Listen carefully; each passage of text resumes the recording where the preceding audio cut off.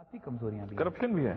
हमारी करप्शन तबकाती कमजोरियों में से है कि जो बालादस्त तबके हैं वो अपने तर्ज ज़िंदगी के लिए, यानी लोग ऐसे हैं कि जो 1 करोड़ रुपए का स्कूल नहीं बनवाएंगे लेकिन अपनी बेटी की शादी पर 2.5 करोड़ रुपया खर्च कर देंगे। तो ये सब बातें हैं हमारी कमजोरियां, और ये कुछ माशरती हैं, कुछ सियासी हैं, कुछ इंतज़ामी हैं, कुछ हुकूमती हैं, कुछ लीडरशिप की कमजोरियां हैं, कुछ हमारी सोच की कमजोरियां हैं कि हमें किसको अपना दुश्मन समझना चाहिए, किसको नहीं समझना चाहिए। मसलन पिछले दिनों मेरी एक सहाफ़ी दोस्त हैं, उनके साथ बात हुई तो वो बड़ी शिद्दत के साथ किसी करप्शन के ऊपर जज्बाती तौर पर तनकीद फरमा रहे थे। तो मैंने कहा वैसे अभी थोड़े दिन पहले आपने जो तालिबान की वो वीडियो आई थी लड़की को कोड़े मारने की, तो आपने उस लड़की के कोड़े मारने वालों की हिमायत फरमाई थी।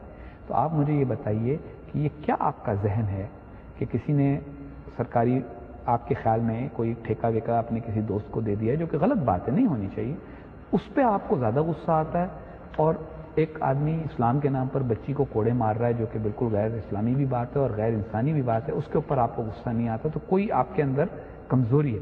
तो मैं कमज़ोरियों से बिल्कुल इनकार नहीं करता, लेकिन ये भी मैं कहना चाहता हूँ कि ये जो है कि ये हुकूमत आई है तो इस वजह से ये कमज़ोरियाँ पैदा हुई। कुछ कमज़ोरियाँ हमारे यहाँ ज़रा गहरी हैं, और ये ठीक है कि हमें बहुत कुछ बदलने की ज़रूरत है, लेकिन जब मैं यहाँ बात करता हूँ तो बतौर एक मुल्क के, बतौर एक कौम के, पाकिस्तान के लिए बात करता हूँ, और हमेशा ये कहता हूँ कि लोगों पाकिस्तान से ना उम्मीद ना हो।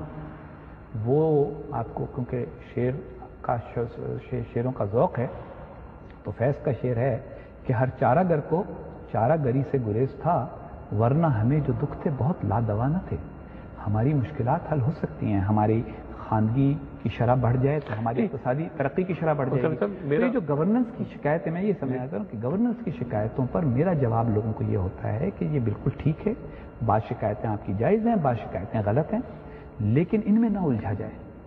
इस वक्त पाकिस्तान के तवीलुल मियाद मुस्तक़बिल पर नज़र रखी जाए, और मुख्तलिफ, क्योंकि अल्हम्दुलिल्लाह पाकिस्तान और दूसरे मुल्कों की तारीख़ का मुताला थोड़ा बहुत मैंने किया है, तो मैं उनको इनकी तारीख़ से मिसालें देता हूँ। अमेरिकनों को सबसे अच्छा तो जवाब में जब देने का मौका आता है वो मैं कहता हूँ कि आपकी अपनी तारीख में 1910 में ये हुआ। मेरा कहना ये था कि जब आप इनसे बात करें इमदाद की, पैसे मांग रहे हैं पूरी दुनिया में, टोक्यो में जाके कौन, तो वही कहते हैं कि भाई हम पैसा दें, तो ऐसी लीडरशिप बैठी है जो कि करप्ट रही, करप्शन के इल्जाम जिस पर मेरा ये ख्याल है कि एक छोटा सा वक्फा लेते हैं, इशू नहीं है, एक वक्फा लेते हैं और वक्फे के बाद ख़वातीन हज़रात वापस।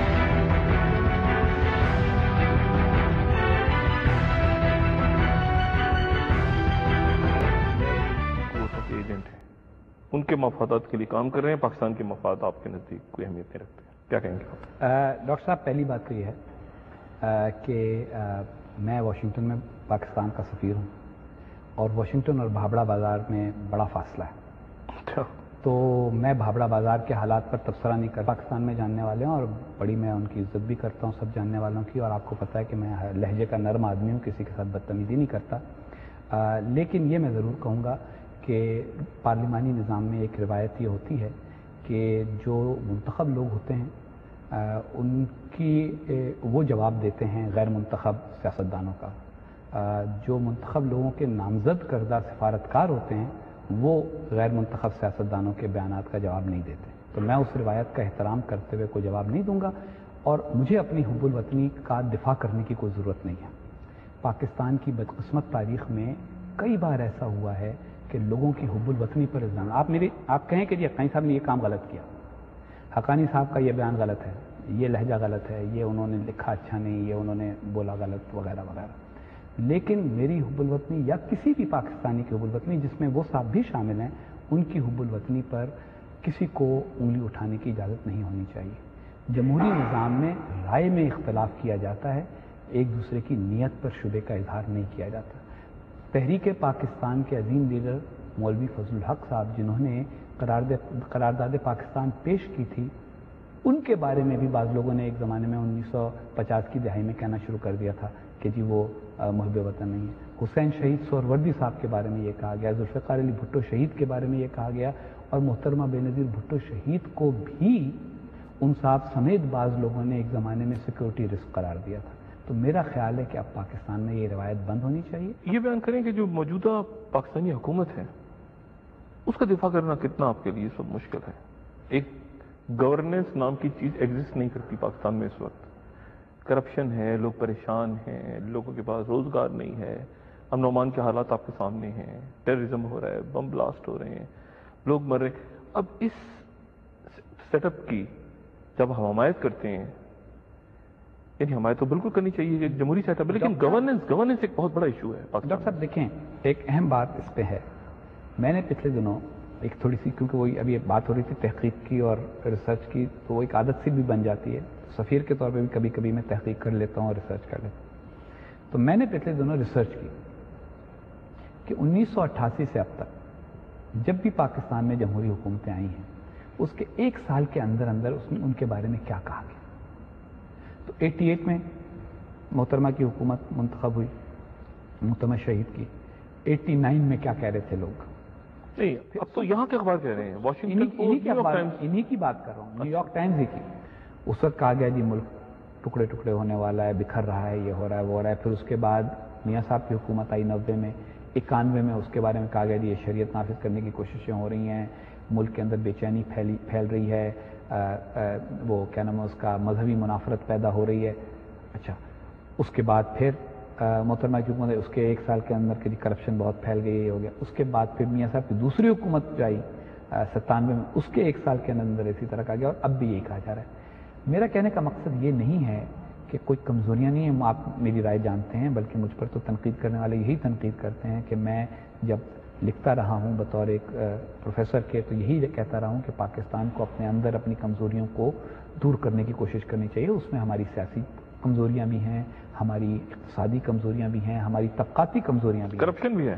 ہماری کرپشن طبقاتی کمزوریوں میں سے ہے کہ جو بالادست طبقے ہیں وہ اپنے طرز زندگی کے لیے، یعنی لوگ ایسے ہیں کہ جو 1 کروڑ روپے کا اسکول نہیں بنوائیں گے، لیکن اپنی بیٹی کی شادی پر 2.5 کروڑ روپیہ خرچ کر دیں گے. تو یہ سب باتیں ہیں ہماری کمزوریاں، اور یہ کچھ معاشرتی ہیں، کچھ سیاسی ہیں، کچھ انتظامی ہیں، کچھ حکومتی ہیں، کچھ لیڈرشپ کی کمزوریاں ہیں، کچھ ہماری سوچ کی کمزوریاں ہیں کہ ہمیں کس کو اپنا دشمن سمجھنا چاہیے، کس کو نہیں سمجھنا چاہیے. مثلا پچھلے دنوں میری ایک صحافی دوست ہیں، ان کے ساتھ بات ہوئی تو وہ بڑی شدت کے ساتھ کسی کرپشن کے اوپر جذباتی طور پر تنقید فرما رہے تھے. تو میں نے کہا ویسے ابھی تھوڑے دن پہلے آپ نے جو طالبان کی وہ ویڈیو آئی تھی لڑکی کو کوڑے مارنے کی، تو آپ نے اس لڑکی کے کوڑے مارنے والوں کی حمایت فرمائی تھی.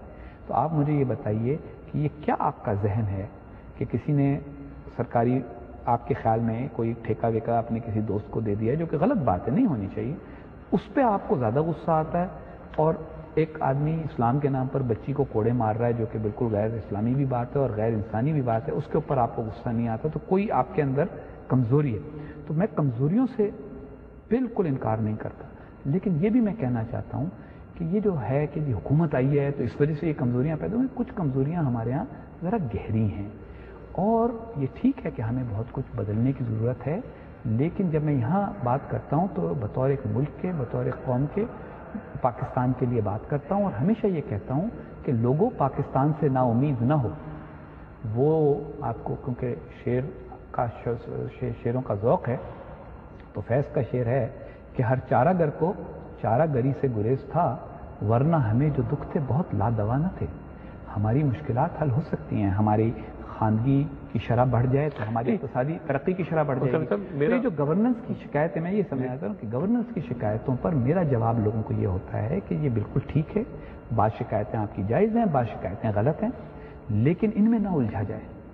اس وقت پاکستان کے طویل المیاد مستقبل پر نظر رکھی جائے، اور مختلف، کیونکہ الحمدللہ پاکستان اور دوسرے ملکوں کی تاریخ کا مطالعہ تھوڑا بہت میں نے کیا ہے، تو میں ان کو ان کی تاریخ سے مثالیں دیتا ہوں. امریکنوں کو سب سے اچھا تو جواب میں جب دینا کا موقع آتا ہے وہ میں کہتا ہوں کہ آپ کی اپنی تاریخ میں 1910 میں یہ ہوا. میرا کہنا یہ تھا کہ جب آپ ان سے بات کریں امداد کی، پیسے مانگ رہے ہیں پوری دنیا میں، ٹوکیو میں جا کے کون، تو وہی کہتے ہیں کہ بھائی ہم پیسہ دیں، تو ایسی لیڈرشپ بیٹھی ہے جو کہ کرپٹ رہی، کرپشن کے الزامات جس پہ میرا یہ خیال ہے کہ ایک چھوٹا سا وقفہ لیڈرشپ ایشو نہیں ہے، ایک وقفہ لیتے ہیں اور پھر کے بعد خواتین حضرات واپس.